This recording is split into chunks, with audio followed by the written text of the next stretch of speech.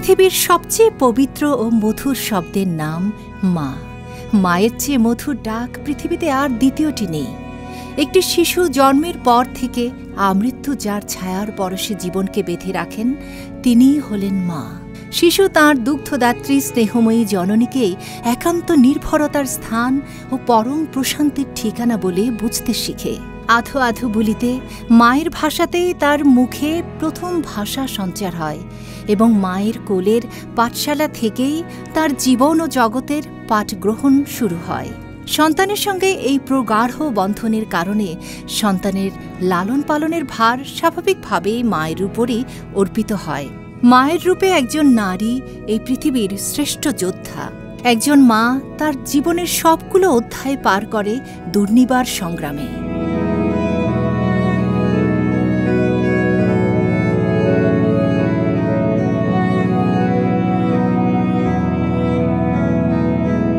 ভোরের শহর তখনও পুরোপুরি জেগে ওঠেনি। এ শহর এখনও আধো ঘুমে, কিন্তু শহরের কোনো এক কোণে একটি ছোট্ট ঘরে ঘুম ভাঙে আসমার। আসমা দিনটা শুরু হয় অন্য সবার আগে, কারণ তার জীবনে সময়ের প্রতিটি মুহূর্তই এক একটা যুদ্ধ। হাঁড়িতে ফুটতে থাকা ভাতের বাষ্প আর মাথায় দিনের লম্বা তালিকা। আসমা কিন্তু আজকের এই অবস্থায় জন্মায়নি।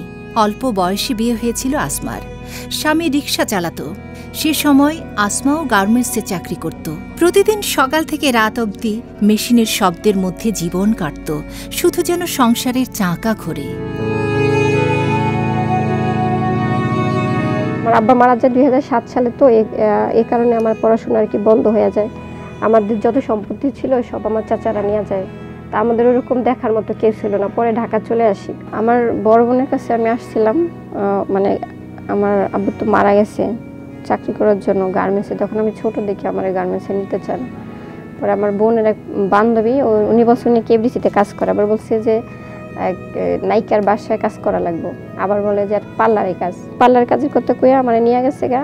4টা গাড়ি পাল্টাইছিল গা, 4টা গাড়ি পাল্টাইছে। পরে তা আমি তো তখন একদম সাদা সাদা একটা গ্রামের মেয়ে, অত কিছু বুঝি না। কিন্তু আমার যাওয়ার সময় বলতেছে কি যে কাজটা ওইটি না, আসলে ওনার উদ্দেশ্য ছিল আমার ওইখানে নিয়ে বিক্রি করে দেওয়া।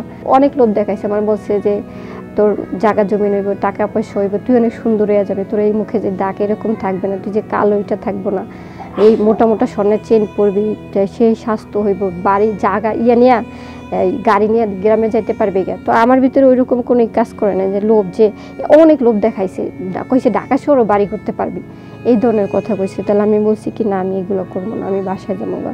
বলছি আপনি আমার বাসায় পাঠাই দেন, নাইলে কিন্তু আমি চিৎকার করবো। পরে সে আমার বাসা পর্যন্ত নিয়ে আসে গা। তারপর ওই শুনছিলাম ওই মেয়েটা আরো 3টা মেয়েরে নিয়ে বিক্রি করে দিছে গা। কয়েকটা গার্মেন্টসে চাকরি করছি। তারপর তো 2000 আমার বিয়ে হয় 2007 অক্টোবর মাসে। ও তখন রিক্সা চালাইতো, তো ওই রিক্সা চালাইলে কি কাজ করতো না, এভাবে শুরু হয় সংসার এভাবে। তারপর তো ছোটারে চাকরি করতে থাকি। তো আমার জামাই কোনো কাজ করতো না, ও খালি শুয়ে থাকতো। বিয়ের 7 দিন পর যেই মার শুরু করছে, এই মাইটটা মানে আমি যতদিন সংসার করছি ততদিন সেই মাইটটা ছিল আমার। বাচ্চা মনে হয় 6 মাস পেটে থাকা, 6-7 মাস পর্যন্ত কাজ করতে পারছি, তারপরে কাজ করতে পারি না। এখন আমি কাজ না করলে তো সংসার চলবে না। বাজার দিত 20 টাকা, 20 টাকা দিয়ে 1/2 কেজি চাউল আনতাম, 2 টাকার হলুদের গুঁড়ো আনতাম, 5 টাকার তেল এনে 4 দিন রাঁধছি।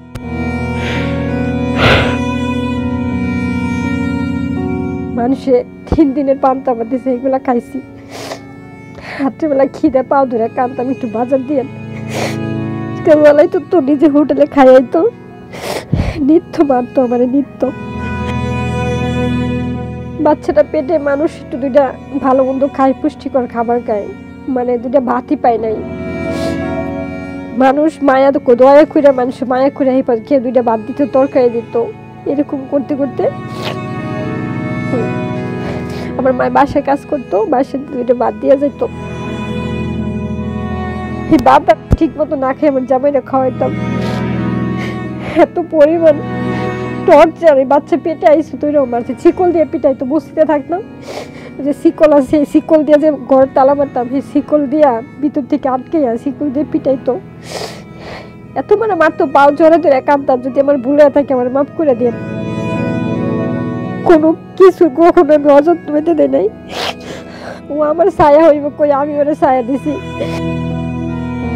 তারপর যখন আমার ছেলেটা হয় মেডিকেলে নিয়ে গেছে, মেডিকেলে একটু পানি খাবো, সেই পানিটাও পাই নাই। আমার এই দাদিরে বলছি যে গলা শুকায় গেছে ব্যথা, চিল্লাইতে চিল্লাইতে দাদিরে কইছি দাদি একটু বাথরুমের পানি এনে দাও, বদ্দার পানি এনে দাও, এটি খাবো। আল্লাহর শুকরিয়া বাচ্চাটা নর্মাল ডেলিভারি হয়েছে। এরপরে ওই বাচ্চা হওয়ার মনে হয় 10 দিন পর আবার সে মারা শুরু করছে। আমার ছেলের যখন 7 মাস না 8 মাস বয়স, তখন আবার মেয়ে পেটে আসছে। আবার কেউ করতো কি 10টা টাকা দিত, আবার 1 কেজি চাল দিত, তুই চাল দিয়ে তোমার বাচ্চার জন্য সুজি এনে দিও। এই সুজিটা ভাঙানোর জন্য যে 10টা টাকা লাগতো, এই 10টা টাকাও আমি ওর কাছে পাই নাই। সুজিতে খাওয়ানোর জন্য একটু তাল মিষ্টি ছাড়া যে আমার সন্তান খাইতে পারবো না, একটু তাল মিষ্টি হয় না, দেয় নাই।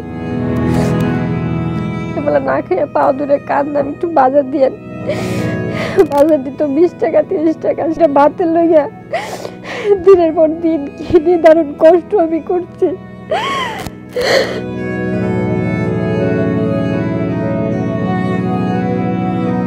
উনিশে বিশুলে ধরে মারতো আমারে, মায়েরা ঘর দিয়ে বাইর করে দিত।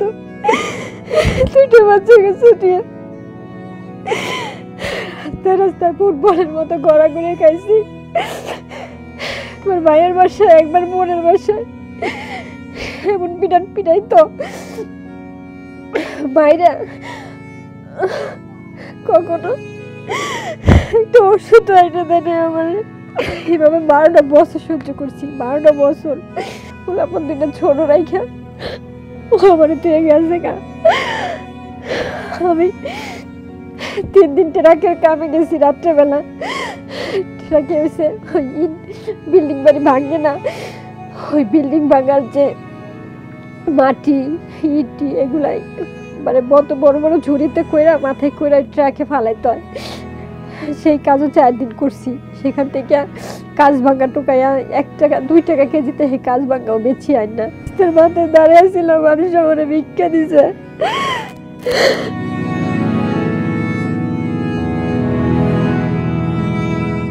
আশ্রয় ছাড়াই রাস্তায় 2 সন্তানকে নিয়ে আসমা। আত্মীয় স্বজন কেউ জায়গা দেয়নি। রাত কাটে ফাঁকা রাস্তায়, খালি পেটে, বুক ভরা কান্না আর ভয়ের মধ্যে। সেদিন আসমা বুঝেছিলেন জীবনে ভরসা করার মতো কেউ নেই, শুধু আছে 2 জোড়া ছোট্ট চোখ, যারা তাকিয়ে আছে আসমার দিকে, অপেক্ষা করছে মা কিছু একটা করবে। আসমা যে কাজ পেয়েছেন তাই করেছেন। দিন মজুরি, বাসায় বাসায় কাজ, খাবার ডেলিভারি থেকে শুরু করে যা পেয়েছেন। আসমার জীবনে তখন বেঁচে থাকা মানেই ছিল কাজ করা। তার জন্য কাজ মানেই সন্তানদের খাবারের নিশ্চয়তা। তবে এসব যুদ্ধ করতে গিয়ে কত শতবার যে আসমা নির্মমভাবে নির্যাতনের শিকার হয়েছেন, তা আসমার চোখের নিচের কালো দাগই প্রমাণ। কতবার নিজেকে শেষ করে দেওয়ার সিদ্ধান্ত নিয়েও সন্তানদের মুখের দিকে তাকিয়ে ফিরে এসেছেন। ঘরে বসে শুরু করলেন শৈল্পিক জিনিস বানানো, আংটি, গলার হার, চুড়ি, দুল, চুলের ক্লিপ সহ আরও অনেক কিছু। এখানেও গল্প থামেনি।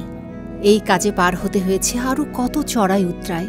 তবুও কাঁধের উপর 2 সন্তানকে নিয়ে সংগ্রাম চালিয়ে গেছেন আসমা। ফুটপান্ডার কাছে কিছু টাকা জমাইয়ে 4000 টাকা দিয়ে আমি অনেক মানুষেরা জিজ্ঞাসা করে প্রথম মেটেরিয়াল নিয়ে আসি। আমি মেটেরিয়াল তো প্রথম জানতাম না কি কি কাজে লাগে আর কি। আর এখানে যে আসতে পারবো এটাও বুঝতে পারি না কি কাজে লাগে। অনেক সময় প্রথম যে দোকানে গেছি একটা শোরুমে, যার পরে উনি আমার 6000 টাকা জিনিয়ে দিয়েছেন। বলছি আমার কাছে তো 6000 টাকা নাই, 4000 টাকা আছে। পরে কমাইয়ে 4000 টাকার সব কিছু মেটেরিয়াল নিয়ে এসে ওই বাসায় বসে শিখি। 1 বছর বসে আমি কোথাও মানে বসার সুযোগ পাইনি। এর পাশাপাশি হাতের কাজে যে রিসাইকেল করে ফেলে দেওয়া জিনিস থেকে এগুলো সবসময় ভিডিও দেখতাম আর কি। 4000 টাকা জিনিস আই না তো ওই ভিডিও দেখতেছি, ওই ফুটপান্ডায় কাজ করি, বাসায় কাজ করি, তারপরে সন্ধ্যার পরে আইসা ঘরের কাজ কাম সাইরা ফাঁকে এই কাজগুলো করি। অলরেডি অনেক কাজ আমার হাতে জমে গেছে। সেল করবো কোথায় ভয় পাইতেছিলাম, যেখানে বসি সেখানে তো চাঁদা লাগবে, আর বসার মতো কোনো স্পেস নেই। আমি 17 ঘন্টা কাজ করি। বাংলাদেশের মানুষ শিক্ষিত, কিন্তু বাংলাদেশের মানুষের মাইন্ডসেট ঠিক নেই যে মেয়েরা কাজ করবে। মেয়েরা কাজ করলে কি হয়েছে, পরিশ্রম করার যে কোনো কাজই ছোট না। মেন হলে যে কাজ করুক আর সচিবালয়ে যে কাজ করুক, কাজই। আমি ভাঙ্গারি দোকানে কাজ করছি, ময়লার দোকানে কাজ করছি, ময়লা ডাস্টবিন সেই দোকানে কাজ করছি, বাসাবাড়ি কাজ করছি। সবকিছুর পরেও আসমার মনে সবসময় একটা স্বপ্ন ছিল, নিজে কিছু করবেন যাতে অন্য কারোর মুখাপেক্ষী হতে না হয়।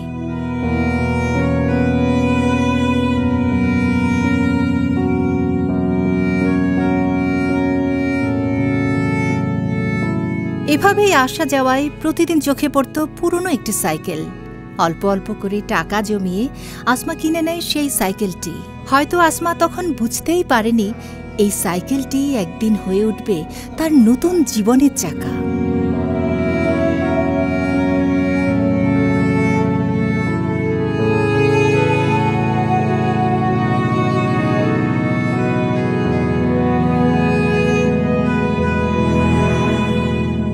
ঘরের সমস্ত কাজ শেষ করে সেই জীর্ণ ঘর থেকে সাইকেল সহ এক একটা ভারী বোঝা প্রতিদিন এভাবে আনা নেয়া করেন আসমা, যে কাজটা সাধারণত একজন পুরুষের। কিন্তু আসমা যখন কাজে থাকেন তখন তার মনে আসে না সে নারী, তার মাথায় এটাই থাকে সে একজন মানুষ, আর কাজ সবার জন্যই সমান। থেমে গেলে জীবন চলবে না। এই পৃথিবীতে কেউ কারোর জন্য নয়, তা আসমার জীবন থেকেই নেয়া।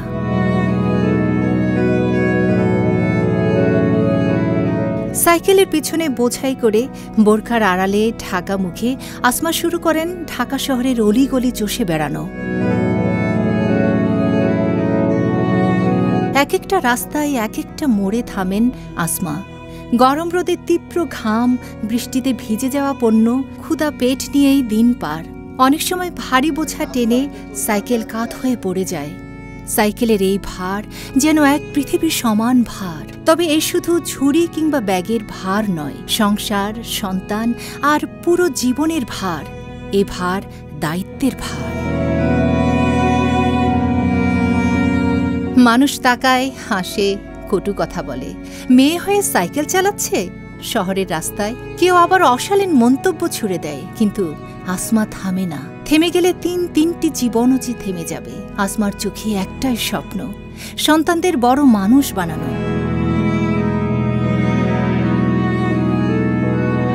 পণ্য নিয়ে যেখানে একটু ফাঁকা জায়গা পান বসে পড়েন আসমা। কিন্তু ক্ষমতাশালীরা এসে বসার জায়গা থেকে তাড়িয়ে দেয় বারবার। প্রতিদিন নতুন জায়গা খুঁজে বেড়ায় সে। রোদ, বৃষ্টি, ক্ষুধা, ক্লান্তি সবই শরীরের উপর দিয়ে যায়। আসমার ঘামের প্রতিটি ফোঁটা সন্তানদের জন্যই। সাইকেল, ঝুড়ি, ছোট ছোট জিনিস সবই তার জীবন। সন্তানদের মতোই লালন করেন এগুলোকে।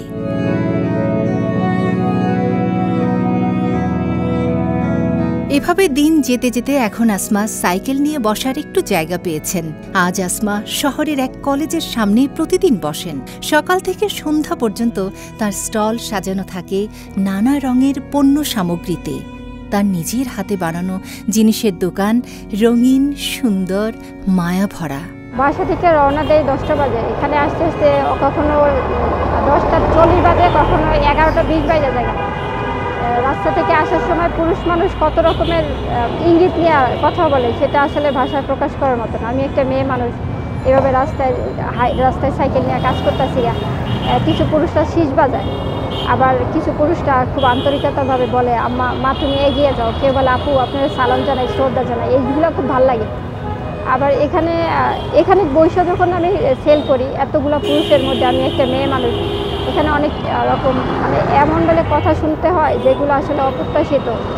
এক একটা পুরুষ মানুষ এক এক ধরনের ভঙ্গিমায় কথা বলে একটা মেয়ে মানুষ এভাবে কাজ করার কী দরকার, এত কাজ করেন কে, তো আবার শীষ দেয়, আহা কয়, কত রকম মানে বাজে মন্তব্য নিয়ে কথা বলে। আমার হচ্ছে সংগ্রাম হয়েছে আমার আগে যেতে হবে। কে আমার কি বললো না বলে সেগুলোর দিকে আমি ফোকাস করি না।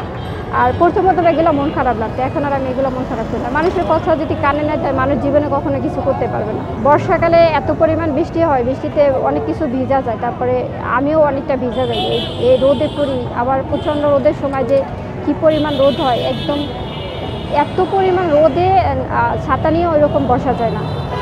মানে এক শরীরে 4-5 বার ঘামি, আবার এক শরীরে আবার বাতাসে ঘাম শুকাচ্ছে। এইভাবে আমার দিন কাটতেছে গা। এখানে অনেক সময় দেখা যায় কি কাস্টমাররা উল্টাপাল্টা ভাবে মন্তব্য করে, তখন খুব কষ্ট লাগে যে হাতে তৈরি প্রোডাক্টগুলো যে আমি বানাইতেছি এত কষ্ট করে, তখন কাস্টমাররা যখন উল্টাপাল্টা মন্তব্য করে, এটা আমার কাছে খুব হার্ড লাগে। আবার নিজের মাঝে মাঝে সান্ত্বনা দেয়, থাক, মানুষ অনেক রকমের কথা বলবে, এটা মাথায় নিলে আমি কখনো সামনে আগাইতে পারবো না। এখানে বসার আগে আরও কয়েক জায়গা বসতে গিয়েছিলাম, ধানমন্ডি লেকে বসছিলাম, তারপরে গ্রিন রোড বসছিলাম, সংসদের ওখানে বসছিলাম, তারপরে যে ফার্ম গেট বসছিলাম, সব জায়গা থেকে আমার উঠাই দিয়েছে। নিউ মার্কেটে বসছিলাম, তারপরে এখানে আসছি পর ভালোই আল্লাহ একটা ব্যবস্থা করে দিচ্ছে, আলহামদুলিল্লাহ। আমি আমার সন্তানের জন্য জীবনের শেষ দিন পর্যন্ত, আমার শেষ রক্তবিন্দু পর্যন্ত আমি আমার সন্তানের জন্য করে যেতে চাই, যাতে আমি যে কষ্টটা করছি আমার সন্তান যেন সেই কষ্ট না করতে পারে। আমি আমার সন্তানের প্রতিষ্ঠিত করতে চাই। আমি আমার নিজের শ্রম দিয়া, আমি আমার নিজের বিশ্বাস দিয়ে, আত্মবিশ্বাস দিয়া আমি আমার লক্ষ্যে পৌঁছাতে চাই। আর সেখানে আমি আমার সন্তানদেরও চাই যে আমার সন্তানের যেন আমার লক্ষ্যে আমার সাথে থাকে, আর ওদের কোনো একটা ব্যবস্থা যেন অন্তত আমি করে দিতে পারি। অন্তত ওদের একটা ছায়া হোক, একটা ঠিকানা হোক। আমারও ঠিকানা নাই, আমার সন্তানেরও ঠিকানা নাই, আমি ওদের ঠিকানা বানাই দিতে চাই। সারাদিনের এত যুদ্ধের পরও সন্ধ্যা হলে হাতে কিছু টাকা থাকে, যেটা দিয়ে সন্তানদের মুখে দুমুঠো ভাত তুলে দেয়া যায়, স্কুলের বেতন দেয়া যায়। এটাই আসমার ক্ষুদ্র ক্ষুদ্র জয়ের আত্মতৃপ্তি।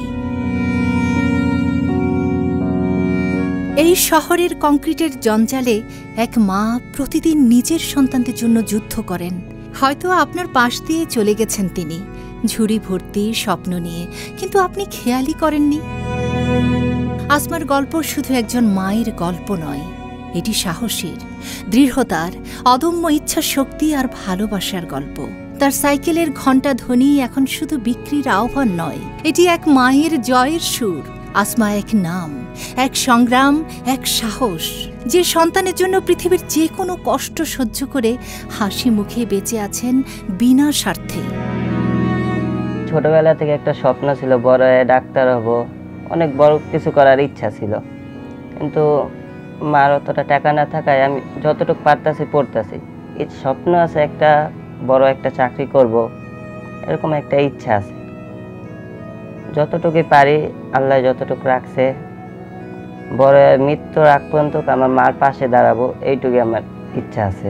আমি একজন যোদ্ধা নারী দেখছি আমার মায়ের ভিতরে, যে কাজটা পুরুষের করা দরকার ছিল সেই কাজটা করে আমার আম্মু।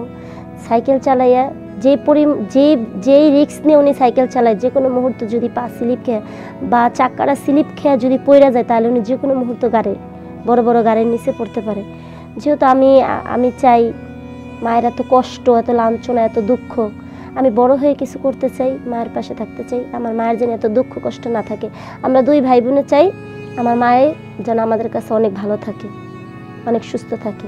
আমি চাই জীবনে বড় হয়ে একটা চাকরি করতে, ভালো একটা চাকরি করব, আমার মায়ের তখন কোনো কষ্ট থাকবে না। আমি চাই না আমার মা আর কোনো কষ্ট করুক, ভাত খাইতে ভাত পায় না, মানুষের দুয়ারে দুয়ারে দুয়ারে দুয়ারে লাথি উষ্ট অনেক খাইছি জীবনে, এখন একটু দাঁড়াইছে। আমাদের তো আগে জায়গা ছিল না যে আমরা কোথাও থাকবো, আমরা দেখা যাচ্ছে মানুষের লাথি কোথাও অনেক খাইছি। তারপরে হয়েছে আমাদের ঘর ছিল না, বাড়ি ছিল না, কোথায় ঘুমাইছি, কোথায় খাইছি, মা পাশে রাখছে, মা আমাদের ভাই বোনকে পাশে রাখছে, ছায়া হয়ে পাশে রাখছে। যেটা বাবার করা দরকার ছিল সেটা উনি বাবা করে না, সেটা আমার মা করছে। একজন মা দেখেই উনি পারছে। আমি জানি যে পৃথিবীর সব মাই এরকম যেন হয় আমার মায়ের মতো সংগ্রামী মা। এত কষ্ট আসলে সন্তান ছাড়া করাটা পসিবল ছিল না। সন্তান না থাকলে আমি আসলে অনেক আগে হয়তো কোথাও হারাইয়া যেতাম, এই জীবনই থাকতো না এরকম। আসলে সন্তানের জন্যই বাইসে আছি। আমার জন্য সবাই দোয়া করবেন, আর আমার সন্তানের জন্য দোয়া করবেন, আমি আমার লক্ষ্যে পৌঁছাতে পারি, আমার সন্তানগুলারে মানুষের মতো মানুষ বানাতে পারি। ওরা যেন আমার মতো কষ্ট না করে, ওরা যেন ভবিষ্যতে ভালো কিছু করতে পারে, ভালো একটা জায়গায় দাঁড়াইতে পারে, ওদের যেন নিজের একটা ভালো পরিচয় হতে পারে। আমি এইটাই চাই। বাবা মার সব দায়িত্বই সারা জীবন আমারই পালন করা লাগতেছে। আল্লাহ বর্ষে ইনশাল্লাহ আমি ভবিষ্যতেও পারবো ইনশাল্লাহ। আল্লাহ আমার অনেক যোগ্যতা দিয়েছে, অনেক গুণ দিয়েছে, আমি কিছু না কিছু করতে পারবো। 17 রকমের কাজ শিখছি, সারা জীবন পারবো। একটু সুস্থ থাকি আর ভালো থাকি, ইনশাল্লাহ পারবো। আমি কোনো প্রত্যাশা করি না ওরা ভালো থাক, ওরা বড় হোক, ওদের একটা পরিচয় হোক, ওদের একটা ঠিকানা হোক। তো ঠিকানা নাই, আমারও ঠিকানা নাই, আমার সন্তানেরও ঠিকানা নাই। আমার মাধ্যমে আমার সন্তানের একটা ঠিকানা পাবে, ভালো কিছু হোক। ক্ষুধা, লজ্জা, নিরাপত্তা সবকিছুর চ্যালেঞ্জকে এক হাতে মোকাবেলা করা এমন মায়েদের সংখ্যা এদেশে নেহাতি কম নয়, যারা সমাজের আলোচনার বাইরে থেকেও প্রতিদিন ঘাম ঝরিয়ে সন্তানদের ভবিষ্যৎ গড়ে তুলছেন বিনা অভিযোগে, বিনা প্রত্যাশায়। এই মায়েদের গল্প আমরা সচরাচর শুনি না, দেখতে পাই না, কারণ তারা সংবাদ হয় না, তারা শিরোনাম হয় না, তবে তারা প্রতিদিন নীরব বিপ্লব ঘটান।